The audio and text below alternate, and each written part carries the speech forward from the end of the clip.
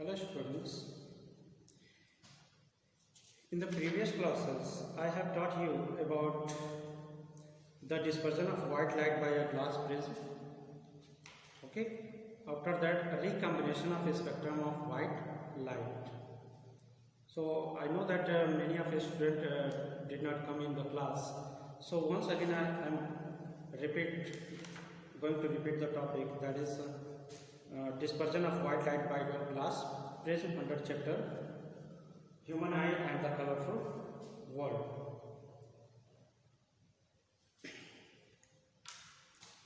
So in the previous video I have described you about the refraction of light. हम जानते हैं कि जब लाइट जो है एक मीडियम से यानी कि रेयर मीडियम से डेंसर मीडियम में जाता है तो वो जो है अपने नॉर्मल की तरफ क्या करता है, बेंड हो जाता है, और जब वो फिर जो है डेंसर मीडियम से जो है रेयर मीडियम में जाता है तो उस समय वो नॉर्मल से काफ़ी दूर की तरफ भागता है। ठीक है, और इन दोनों जगह पे जो है जो रिफ्रैक्शन का फिनोमेना जो है हैपन होता है।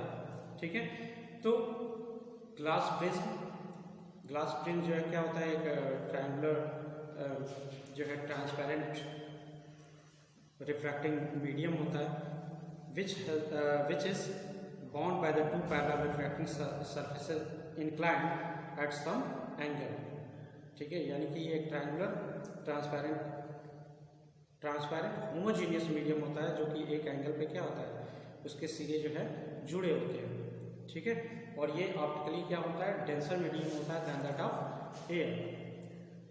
तो यहाँ पे जैसे ही कोई लाइट जो है प्रोपेगेट करती है, उस पर लाइट इंसिडेंट करती है प्रिज्म पे, तो प्रिज्म क्या करता है, लाइट को स्कैटर्ड करने का काम करता है, यानी कि लाइट को जो है डिस्पर्स कर देता है, स्कैटर्ड कर देता है, बिखेर देता है, बिखराव उत्पन्न कर देता है, और जो व्हाइट लाइट होता है वो जो 7 कलर्स में जो है डिस्ट्रीब्यूट हो जाता है, स्कैटर्ड हो जाता है।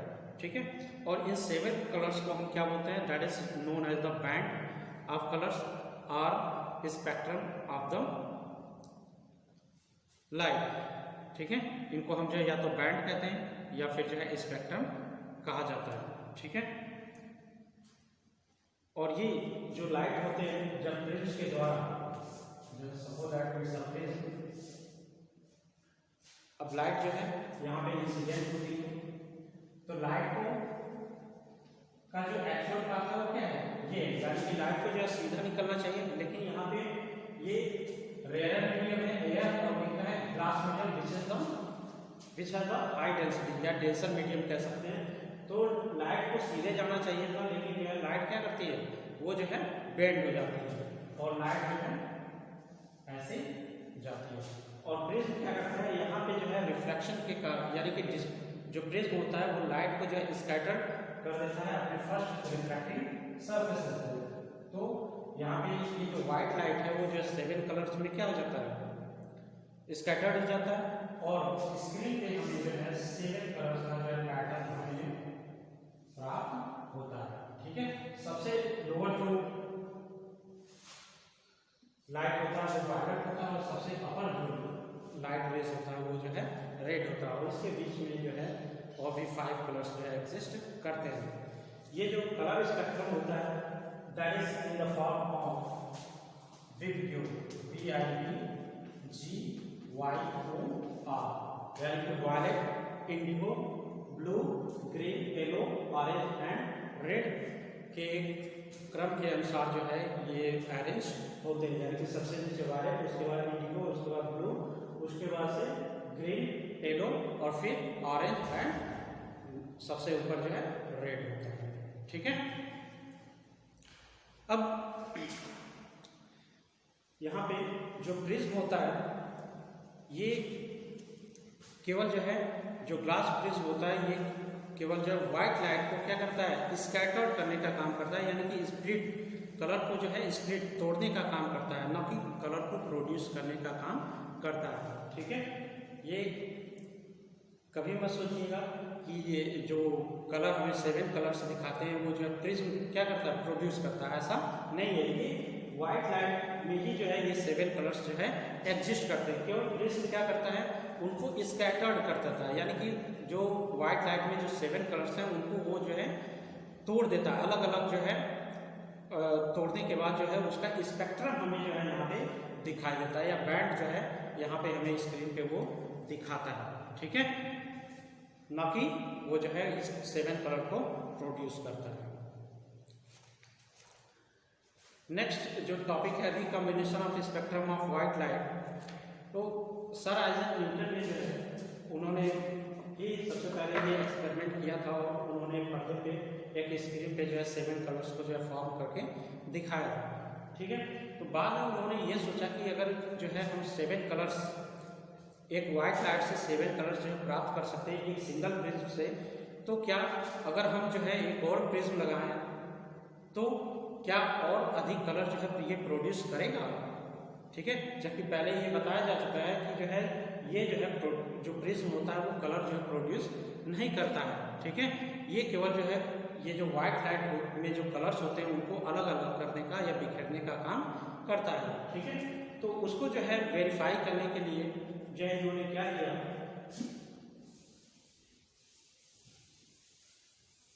न्यूटन ने एक और जो है प्रिज्म लिया which was in the form of inverted form. उन्होंने एक इन्वर्टेड पोजीशन में जो है एक दूसरा प्रिज्म लिया। अब उन्होंने देखा जैसे वाइट लाइट स्क्रीन में जो है प्रोपेगेट करा, ये 7 कलर्स में क्या होगा, स्कैटर्ड हो गया, और ये 7 कलर्स जब दूसरे वाले प्रिज्म पे पड़े, ठीक है, तो यहाँ से ये लाइट जो है क्या होना शुरू हो गया, रिकम्बाइन होना शुरू हो गया, ठीक है।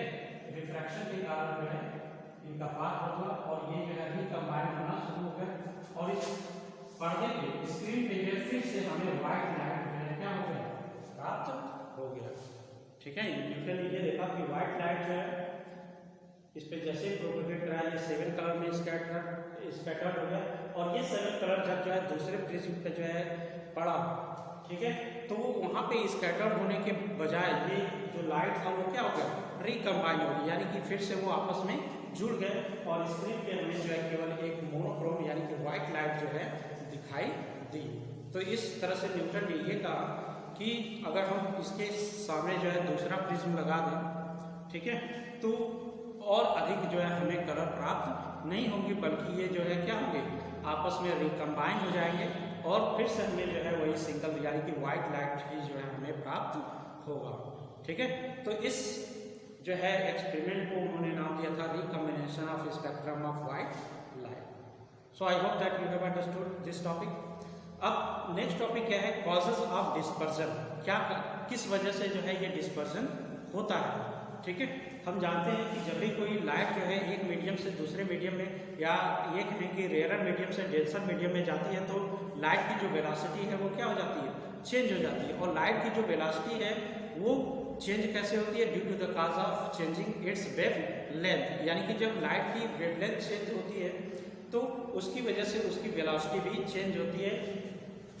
किस फार्मूला से, by the formula of v equal to n lambda, ठीक है।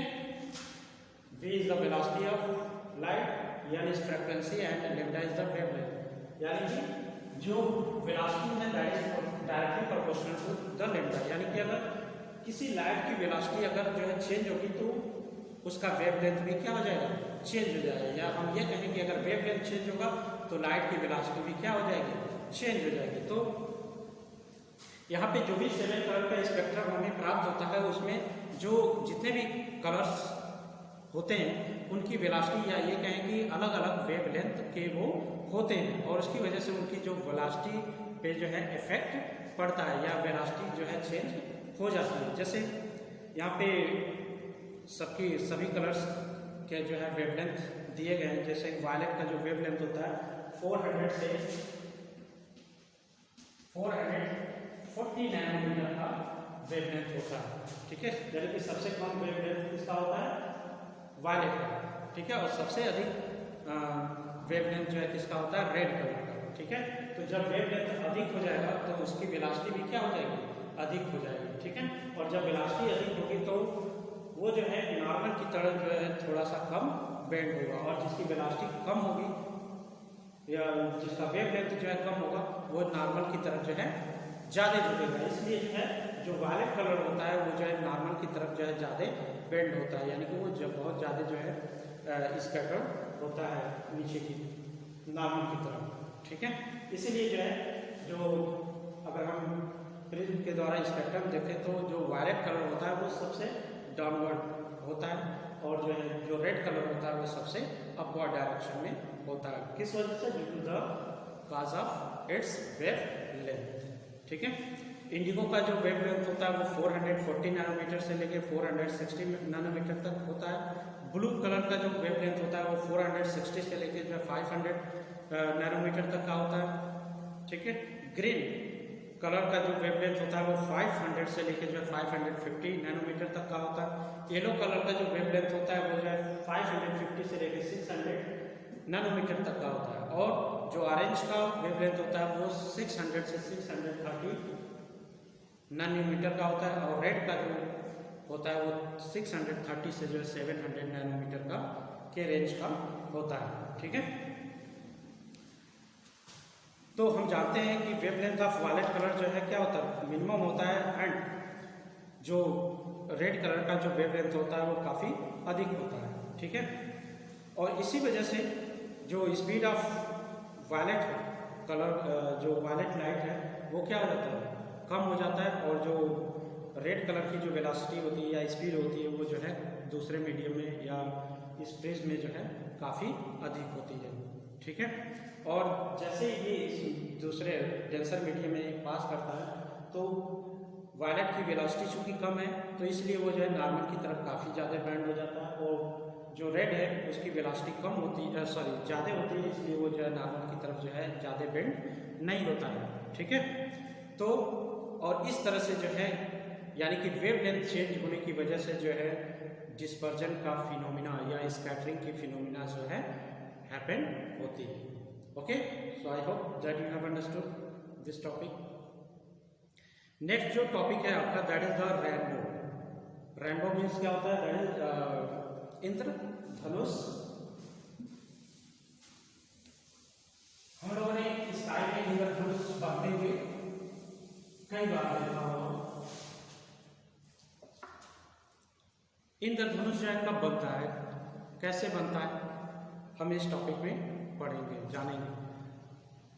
जैसे जब बारिश होता है, बारिश होने के बाद मौसम जो है जब क्लियर होता है तो वाटर के जो ड्रॉपलेट्स होते हैं, कुछ वाटर के ड्रॉपलेट्स जो है वो स्काई में ही मौजूद रहते हैं, यानी कि सभी जो है वाटर ड्रॉपलेट्स जो है जमीन पे आके नहीं गिर आ पाते हैं। ठीक है, कुछ वाटर ड्रॉपलेट्स जो है वहीं इन्वायरमेंट में जो है इधर उधर रैंडम मोशन करते रहते हैं। ठीक है, और जैसे ही सूर्य की रोशनी जो है उस वाटर ड्रॉपलेट्स पे पड़ता है तो जो water droplets it behaves as like a prism, वो जो प्रिज्म की तरह जो है बिहेव करना शुरू कर देते हैं। ठीक है, और जब वो प्रिज्म की तरह बिहेव करना शुरू कर देते हैं तो वो लाइट को यानी कि जो सूर्य की जो व्हाइट लाइट है उसको जो है स्कैटर करते हैं और उस वहाँ पे हमें 7 कलर्स का बैंड जो है स्काई में हमें दिखाई देता है।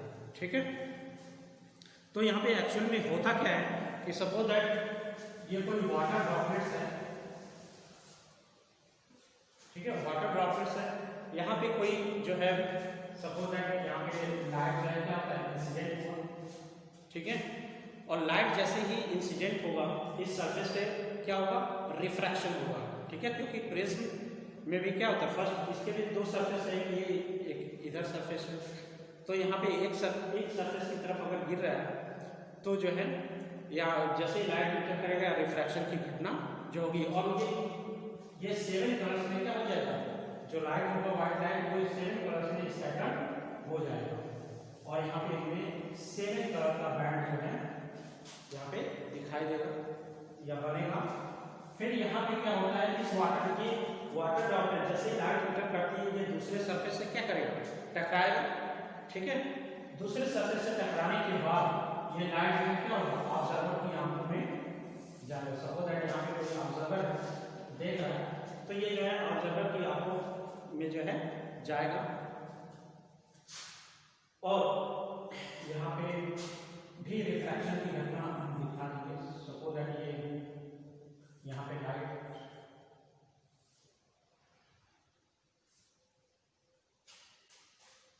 आया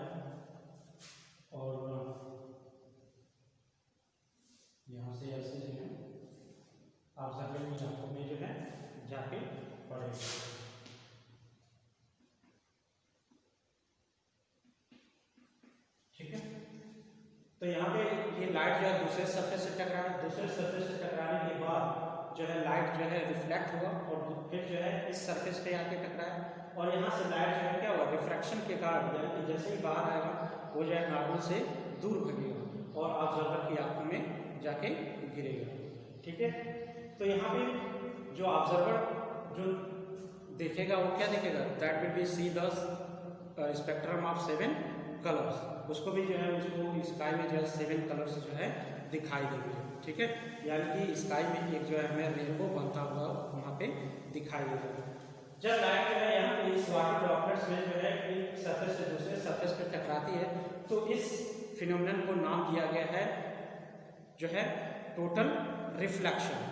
ठीक है, टोटल रिफ्लेक्शन या इसको हम बोलते हैं टोटल इंटरनल रिफ्लेक्शन यहाँ पे होता है, यानी कि लाइट जो है एक सरफेस से दूसरे सरफेस पे टकराती है और उसकी वजह से यहाँ पे टोटल रिफ्लेक्शन का फिनोमेनन होता है, और उस समय इसका जो रिफ्रैक्टिव इंडेक्स है वो काफ़ी बढ़ जाता है, यानी कि वो वाटर ड्रॉपलेट जो है का रिफ्रैक्शन जो है काफ़ी अधिक बढ़ जाता है, वो वाटर ड्रॉपलेट काफ़ी जो है शाइनी दिखाई देता है। ठीक है, और हमें जो है स्काई में जो है 7 कलर का बैंड जो है यानी कि हम कह सकते हैं रेनबो जो है दिखाई देता है। ठीक है, जिसमें जो है रेड जो लाइट होता है वो सबसे ऊपर होता है और वायलेट लाइट जो है सबसे नीचे होता है। ठीक है, और इसके बीच में जो है बाकी सारे कलर विब्योर के अकॉर्डिंग जो है अरेंज होते हैं। ठीक है, अब यहाँ पे जो रेनबो होते हैं वो जो है 2 तरह के होते हैं,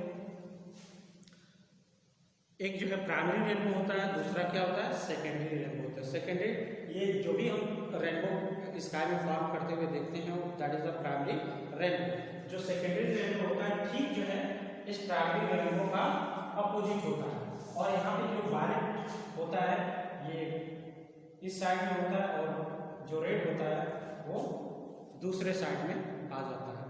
ठीक है, और बाकी इसके बीच में जो अदर्स कलर है या रेज है वो जो है एग्जिस्ट करते हैं। ठीक है, जो सेकेंडरी रेनबो होता है वो जो है काफ़ी प्राइमरी रेनबो से काफ़ी जो है डीम होता है, यानी कि वो उतना चमकीला जो है नहीं दिखाई देता है जितना जो है प्राइमरी रेनबो दिखाई देता है। ठीक है, लेकिन अगर हम चूंकि अगर हम अर्थ से रेनबो को देखते हैं तो हमें क्या दिखाई देता है, एक हेमिस्फीयर दिखाई देता है। ठीक है, केवल एक हाफ हेमिस्फीयर जो है हमें दिखाई देता है, लेकिन अगर हम हवाई जहाज से जो है उड़ रहे हैं उस समय स्काई में रेनबो बन रहा हो तो हमें जो है पूरा एक सर्किल दिखाई देगा, और वहाँ पे हम जो है प्राइमरी और सेकेंडरी रेनबो को एग्जिस्ट करते हुए देख सकते हैं। ठीक है, अब रेनबो जो है जो रेनबो है is always form in the direction opposite to the sun. Rainbow तभी बनेगा, कब बनेगा, जब जो है सन जो है क्या हो, अपोजिट हो, यानी कि अगर रेनबो जो है ईस्ट डायरेक्शन में बन रहा है तो सूरज किस डायरेक्शन में होना चाहिए, वेस्ट डायरेक्शन में होना चाहिए, तभी जो है हमें रेनबो जो है फॉर्म होते हुए दिखाई देगा। ठीक है, so I hope that you have understood this topic. Thank you.